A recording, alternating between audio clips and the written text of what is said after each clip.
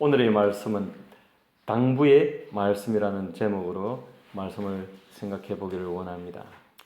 이제 우리는 위대한 서신서의 끝자락에 다다랐습니다. 하나님의 전신갑주를 두르고 통치자들과 권세들과 이 어둠의 세상 주관자들과 하늘에 있는 악의 영들에 대항하여 모든 전투 준비를 갖추고 나서 가장 중요한 무엇을 하라고 했는데 그것은 바로 기도라는 것입니다. 이 말씀은 명령이고 권면이며 당부의 말씀입니다. 하나님의 전신갑주 가운데 하나가 기도가 아니라는 것입니다. 하나님의 전신갑주를 다 갖추고 기도하라는 말씀인 것입니다. 본문 18절에 보니까 모든 기도와 간구를 하되 항상 성령 안에서 기도하고 이를 위하여 깨어 구하기를 항상 힘쓰며 여러 성도를 위하여 구하라 했습니다. 어떤 이들은 이 기도가 하나님의 전신갑주 가운데 하나라고 주장하는 분들도 있습니다. 물론 그렇게 이해할 수도 있겠지만 그러나 우리가 자세히 주의하여 살펴보면 하나님의 전신갑주는 전신갑주고 기도는 별도로 있다는 것을 우리가 이해할 수가 있는 것입니다. 기도라는 것이 인간이 하나님께 굴복하는 것과 인간의 무력함에 하나님이 임재하시고 그 능력이 성령을 통하여서만 나오는 것이라면 사도나 우리나 기도라는 공통주제에 집중하지 않을 수가 없습니다. 마가복음 9장 28절 이하에 보면 집에 들어가심에 제자들이 조용히 묻자오되 우리는 어찌하여 능히 그 귀신을 쫓아내지 못하였나이까 이르시되 기도 외에 다른 것으로는 이런 종류가 나갈 수 없느니라 하시니라 했습니다. 옛날 성경에는 이런 류가 나갈 수가 없느니라, 이런 종류가 나갈 수가 없느니라 했습니다.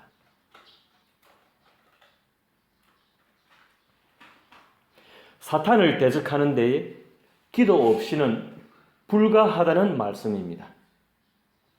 기도는 신앙상 우리의 모든 경험과 지식과 경험의 현재화입니다. 이것은 인간의 죄인된 실존과 하나님의 전능하심에 이루 형언할 수 없는 그 틈, 그 갭을 합치시키는 것입니다. 우리가 다른 통로로 하나님의 능력을 가지고 올 수가 없는 것입니다. 기도라는 통로만이, 이 유일한 기도라는 통로만이 하나님의 능력을 우리에게 받아들일 수가 있는 것입니다. 기도 없이는 불가합니다. 그래서 사도는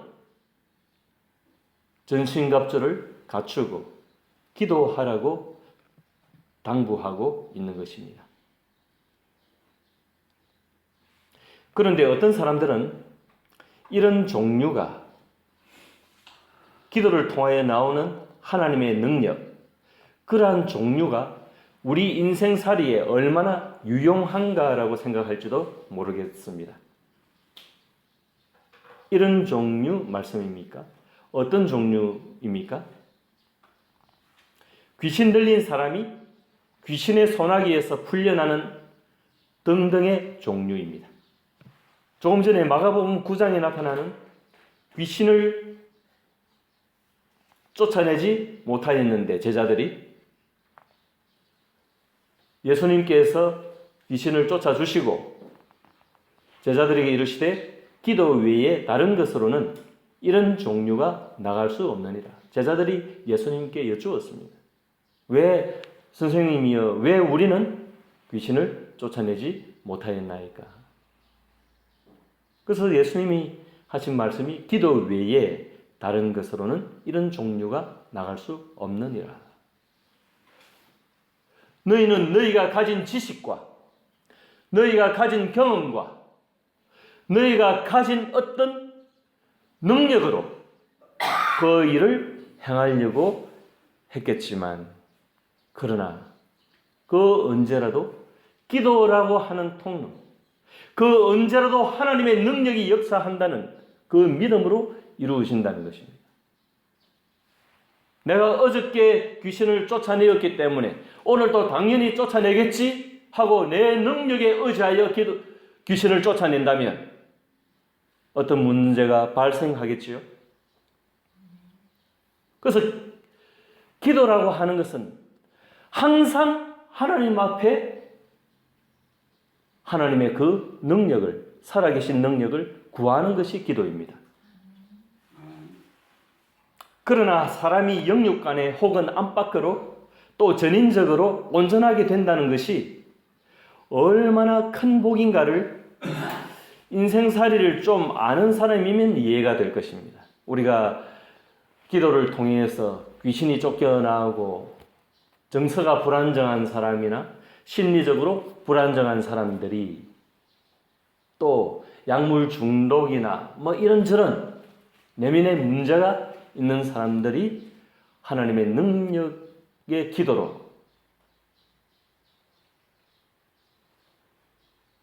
그런 것들이 전인적으로 치유가 된다면 그게 얼마나 큰 복인 줄 인생을 좀 아는 사람들만이 이해를 할 수 있지 않겠나 생각합니다. 이것을 남의 일로 듣지 말고 각자 자기 자신에게 적용해 본다면 대번에 알아차릴 것입니다. 내 아이가 귀신이 들리거나 등등의 내면적 혹은 외면적 장애로 매우 힘겨운 싸움을 해 나가야 한다면 부모된 이의 심정이 어떠하겠는가 하는 말씀입니다. 내가 그 문제의 아이의 부모라면 얼마나 안타깝겠습니까?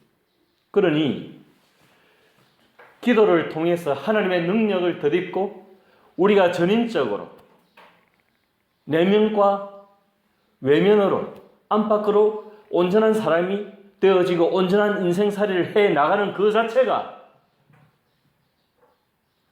최고의 복이라는 것입니다. 사도행전 8장에 등장하는 자칭 큰 자라고 자신의 마술 능력을 자랑하는 사마리아 성사람 시몬이라고 하는 이가 있었습니다. 이 사람이 사도의 안수 기도로 사마리아 사람들이 성령을 받는 것을 보고 돈으로 안수권을 사려고 했습니다. 내가 돈을 드릴 테니까 그 능력을 내게 달라고. 이에 사도 베드로가 사도행전 8장 20절에 이렇게 이야기합니다. 베드로가 이르되 네가 하나님의 선물을 돈 주고 살 줄로 생각하였으니 내 은과 네가 함께 망할지어다. 은이라고 하는 것은 돈입니다. 네 돈과 네가 함께 망할지어다 라고 응징하였습니다. 사람들은 이렇게 실물 관계에 민감하고 돈이 되는 일에 골몰합니다. 그러니 세상 사람들에게는 이런 종류가, 이런 류가 눈에 차겠는가 말입니다. 기도를 해가지고 우리가 치료를 받고 기도를 해가지고 우리가 전인적으로 회복이 되어지고 기도를 받고 어떤 기도를 통해서 하나님의 능력을 덧입고 우리가 무엇이 되는 그것에 세상 사람들은 관심이 없다는 것입니다. 세상의 많은 사람들은 그 관심을 돈이 되는가에 두고 있습니다. 돈이 안 되는 것은 취급을 안 해준다는 것입니다.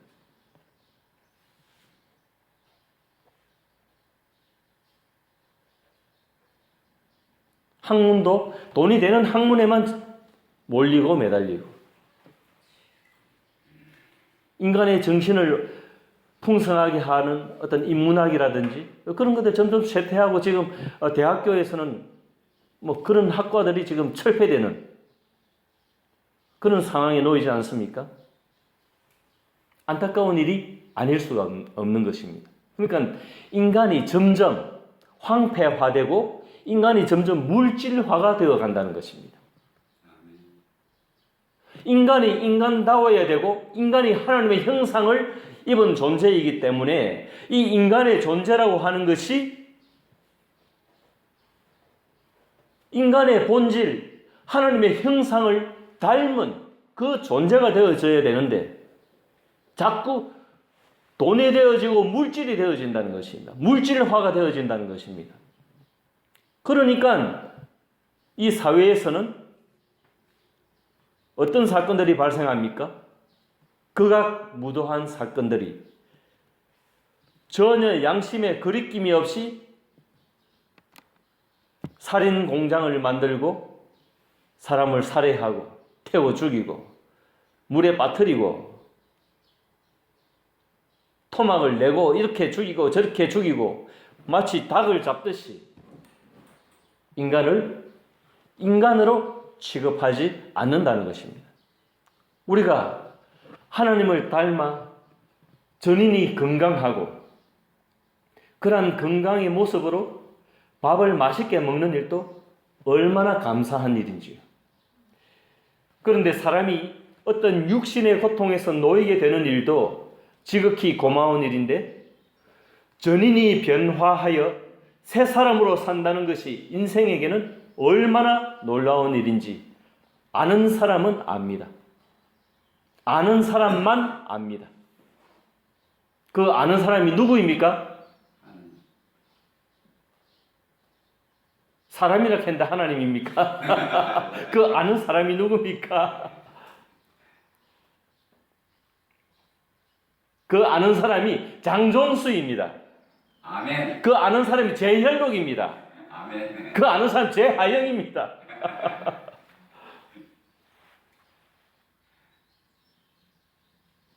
우리가 전인적으로 변화되어 가지고 하나님을 닮고 예수 그리스도를 닮고 그렇게 새로운 인생으로 살아가는 그것이 얼마나 놀라운 일이고 감사한 일인지.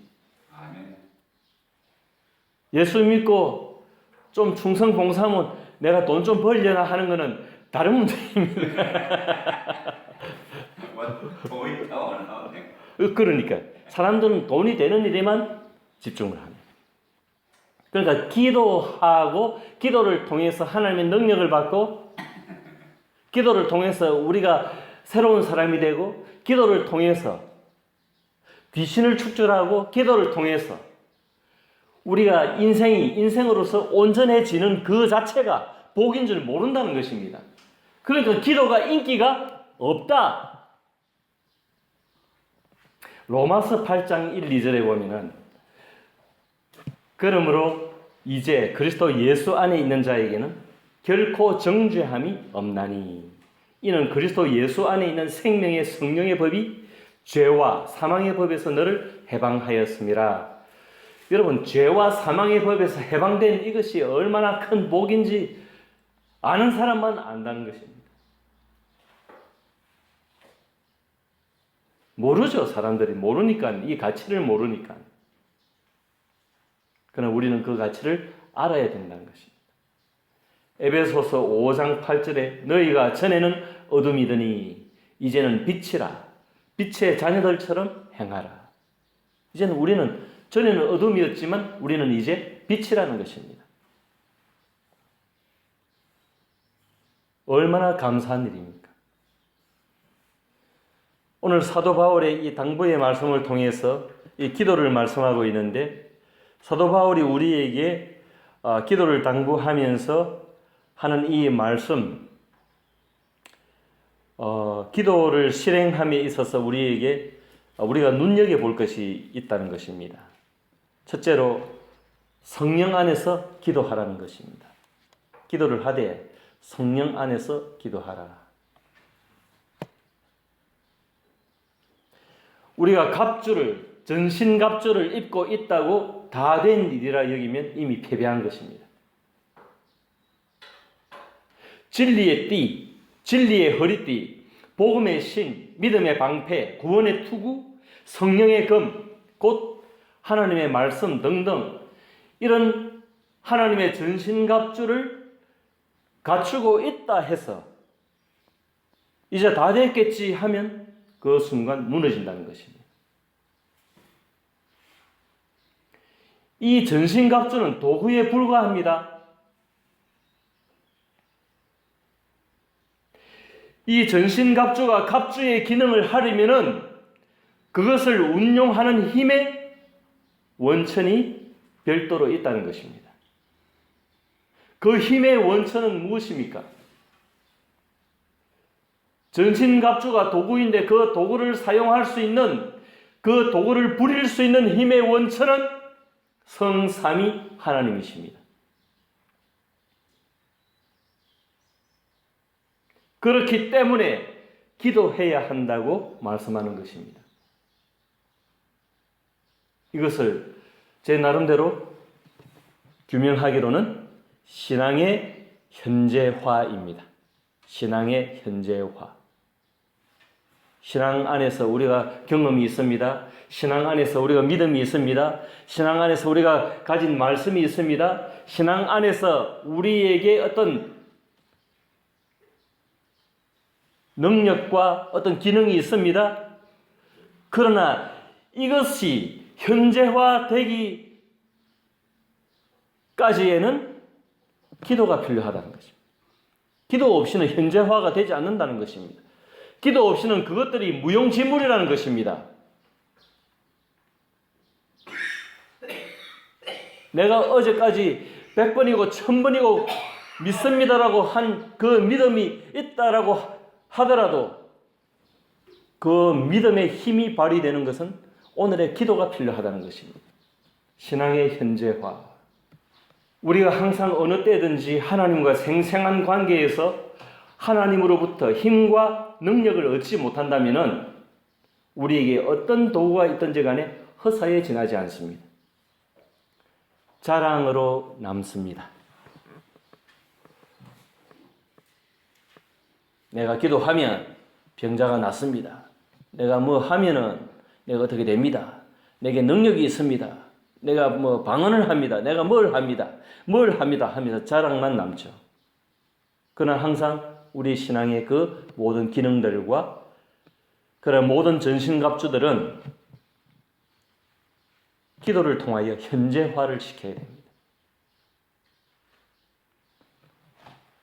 기도할 때마다 나는 죄인으로 나서야 되고, 기도할 때마다 나는 무용지물이라고 나서야 됩니다. 하나님, 나는 무익하오니 하나님의 능력만 임하여 주시옵소서. 하나님이 찾아와 주시옵소서.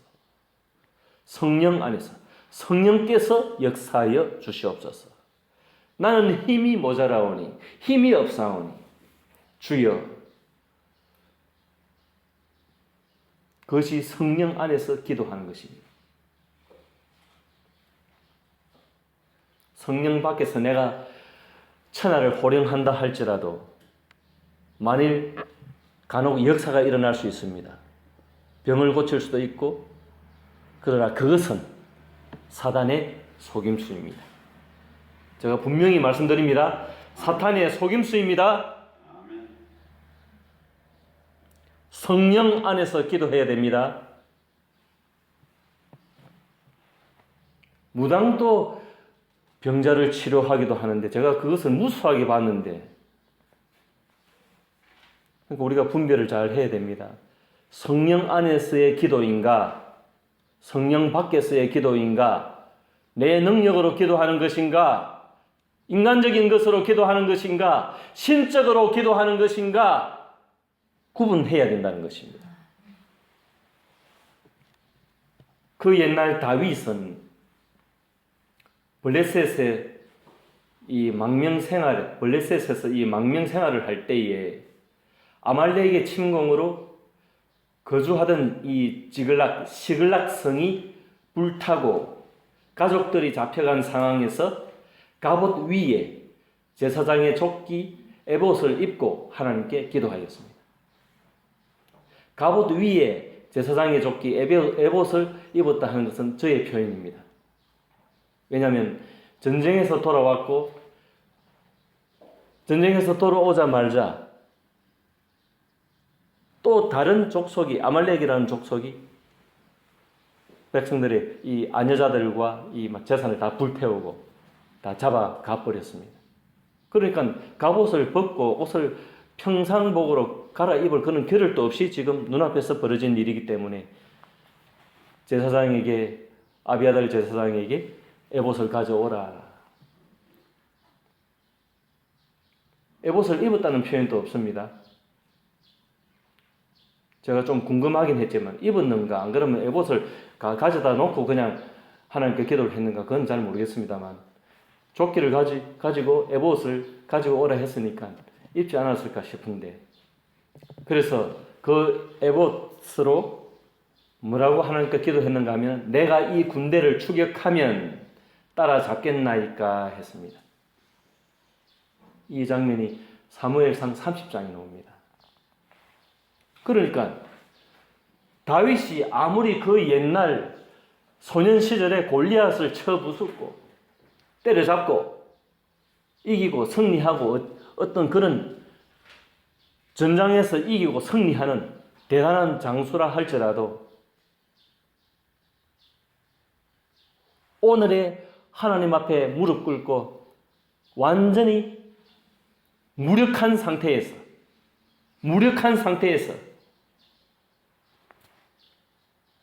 내가 이 군대를 추격하면 따라잡겠나이까. 아마 다윗은 자신이 없었을 겁니다. 다리가 후들후들 뚫리고 이런 일이 어찌 벌어질 수 있나. 아이들과 이 아내들을 어찌할까. 자기가 함께하는 그 백성들을 어찌할까. 완전히 무너졌을 것입니다. 그래서 신앙의 본능적으로 하나님을 찾았습니다. 내가 이 군대를 추격하면 따라잡겠나이까. 그래서 하나님이 따라잡는다. 이기고 승리한다라고 말씀하셨죠. 그 다음에 성령 안에서 기도하고 두 번째로 모든 기도와 간구로 했습니다. 모든 기도가 예, 오늘 본문에 모든 기도와 간구를 하되 항상 성령 안에서 기도하고 그랬죠. 모든 기도와 간구로 기도하라 그랬습니다. 기도에도 여러 종류가 있고 강구는 뭔데? 예, 간구는 이 간청한다. 예, 그런 의미가 있습니다. 단언한다. 모든 기도와 간구를 통하여 디아파세스 프로슈케 카이 데세오스 원어에는 그렇게 되어 있는데 형님 질문한 것처럼 이 간구는 단언입니다. need, 필요를 간청하고 supplication, entreating, 간청한다, 단언한다. 기도에도 개인 기도가 있고 골방 기도가 있고 공적 기도가 있고 침묵 기도가 있고 통성 기도가 있고 탄식 기도도 있습니다. 성령께서 우리가 기도하지 못하고 쩔쩔매고 있을 때 성령께서 탄식한다 했습니다. 그리고 간구가 있죠. 탄원이 있죠. 탄원하다, 데오마이, 데에시스, 탄원. 이런 여러 형태의 기도를 통하여 적극적으로 기도의 현장에 나아가라는 것입니다. 제가 예배 때마다 제 나름대로 부담되는 것이 있습니다.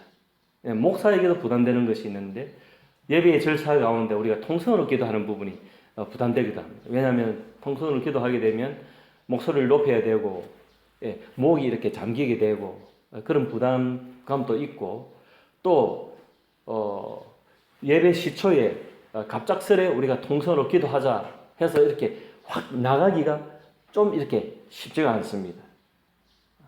그럼 저희 입장에서 볼 때 형님의 어려움은 잘 이해가 되죠. 그러나 이것은 형님에게나 우리 모두에게 훈련이 되는 줄 압니다. 우리가 쉽게 이렇게 나아가야 됩니다. 기도의 처소로. 그래서 훈련이 아직 뭐 잘 안 되지만 원활하지 못하지만 계속 소리도 지르고 아버지라고 어떤 그 시끄러운 통성 기도의 현장 속에서 여러 가지 소리가 내 귀에 들리기 때문에 내가 기도할 바를 놓치는 경우가 많습니다. 그럴 때 내가 아버지라고 크게 반복해서 외친다든지 이렇게 어떤 형태로든 내가 그 기도의 훈련을 받게 되면 기도에 담대함이 생기게 됩니다. 그래서 기도로 쉽게 나아갈 수 있게 되는 것입니다. 그리고 세 번째로 여러 성도를 위하여 구하라. 여러 성도를 위하여 구하라. 구하라는 것은 이 기도하라는 것입니다. 여러 성도를 위하여 기도하라. 예.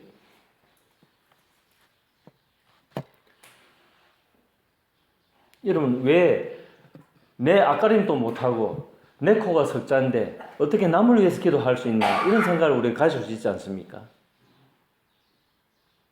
그런데 여러 성도를 위하여 구할 이유가 있습니다.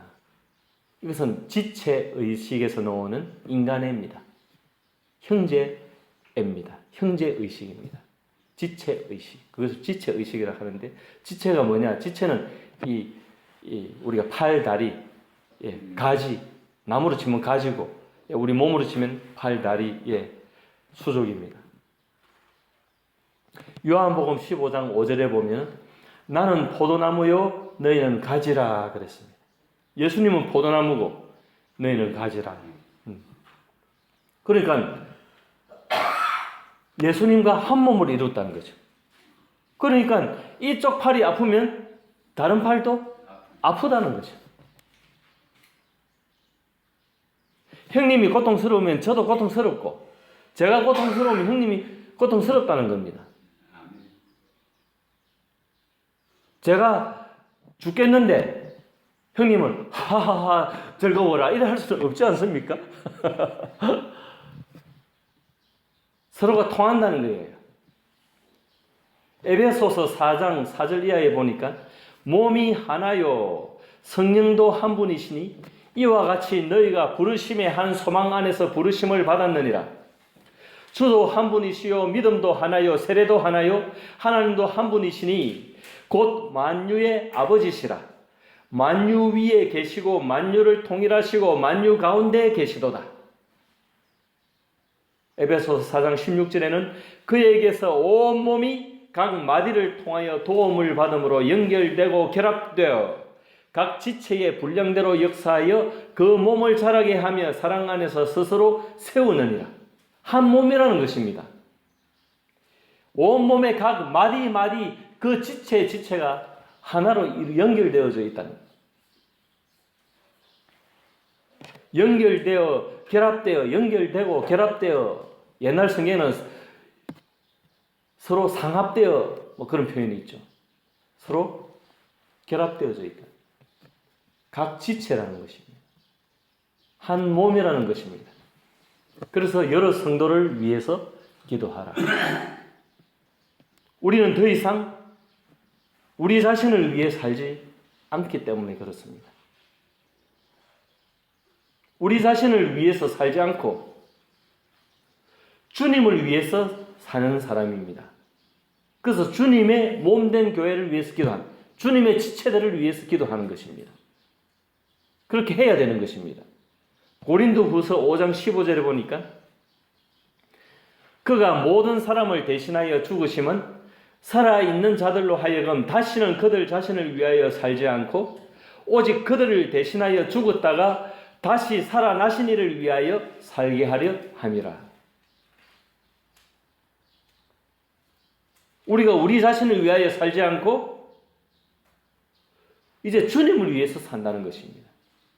우리를 대신하여 죽었다가 다시 살아나신 이를 위하여 살게 하려 함이라.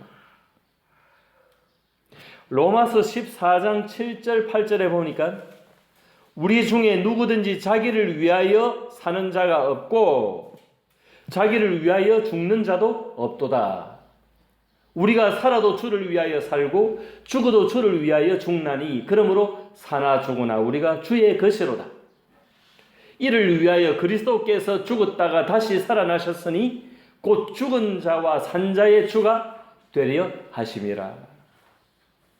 우리가 살아도 주를 위하여 살고 죽어도 주를 위하여 죽나니 사나 죽으나 우리가 주의 것이로다. 그래서 우리 자신을 위해 사는 존재가 아니기 때문에 나만의 기도만 하는 것이 아니라는 것입니다. 타인을 위한 기도를 하게 되는 것입니다. 내 코가 석자인데 내가 누구를 위해 기도하리요? 그렇지 않다는 것입니다. 말씀을 정리하기를 원합니다. 전신갑주를 두른 후에 뭐가 있어야 된다 했습니까? 반드시 기도가 있어야 된다 했습니다. 끝인사에서 사도가 21절에 보니까 나의 사정 곧 내가 무엇을 하는지 너희에게도 알리려 하노니 나의 사정이라고 사도가 편지글에 탁 적은 이 문구를 제가 탁 받았을 때에 당시 사도의 고독과 애처로운 상황이 훅 하고 제 속으로 들어오는 것을 느꼈습니다. 나의 사정. 그리고 이 모든 진리적 상황이 뜬구름 잡는 것이 아니라 현실이구나라고 깨닫게 해줍니다. 나의 사정. 현실은 만만치가 않습니다. 현실은 녹록지가 않다는 것입니다. 여러분, 꿈과 이상은 빛나고 아름다울지라도 현실은 그렇지가 않는 것입니다. 사도 바울의 사정이 어떤 사정입니까? 나의 사정. 그 앞절에 보면은 20절에 같이 읽어볼까요? 오늘 본문 20절. 같이 읽습니다. 예, 본문 20절 시작. 이 일을 위하여 내가 쇠사슬에 매인 사신이 된 것은 나로 이 일에 당연히 할 말을 담대히 하게 하려 하심이라. 아멘. 예, 나의 사정은 곧 쇠사슬의 메인 사정입니다. 쇠사슬의 메인 사정입니다.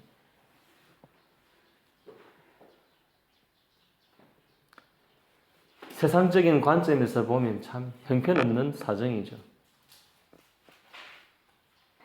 돈도 안 되고 인생 말년에 그냥 저렇게 꺼져가는 불처럼 꺼져가나. 좀 사정을 잘 모르는 사람들은 쯧쯧쯧 하지 않겠습니까? 안 됐다. 그러나 사도 바울은 주를 위하여 사는 인생이었습니다. 주를 위하여 자신을 불태우는 그런 상황이었습니다. 그런 사정임에도 불구하고 오늘 우리에게까지 축복의 말씀으로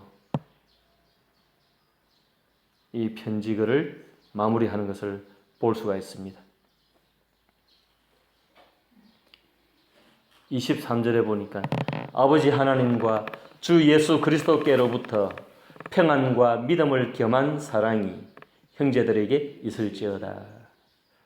24절에는 우리 주 예수 그리스도를 변함없이 사랑하는 모든 자에게 은혜가 있을지어다. 마지막으로 한 가지 우리가 주의해야 될 것은 변함없이라고 하는 부분입니다. 변함없이. 변함없이 이렇게 표현한 것을 보면은 변할 수도 있다, 없다. 변할 수도 있다. 지난주에 말씀드린 데마와 같이 데마는 세상을 사랑하여 데살로니가로 갔고 변할 수가 있다는 것입니다.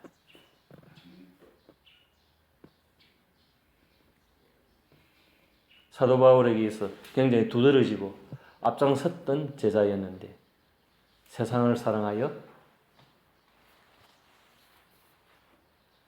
변해버리고 사도 바울을 버리고 자기의 위치를 이탈하였다는 것입니다. 이렇게 해서 에베소서 대단의 막을 내렸습니다. 주옥 같은 이 에베소서의 이 말씀들을 내게 피가 되고 살이 되게 그렇게 내 것이 되도록 새기시고 삶에 적용하시고 그렇게 삶의 원동력과 힘으로 삼으시길 바랍니다. 아멘. 사도 바울이 마지막으로 당부하였던 것처럼 기도로서 우리의 신앙을 현재화시키는 그런 은혜가 있으시길 바랍니다. 아멘. 이런 복이 우리에게 충만하여 이 어둡고 혼탁한 세상에 굳건히 우리 신앙의 자리를 지켜나가는 우리 모두가 되시기를 주님의 이름으로 축원드립니다.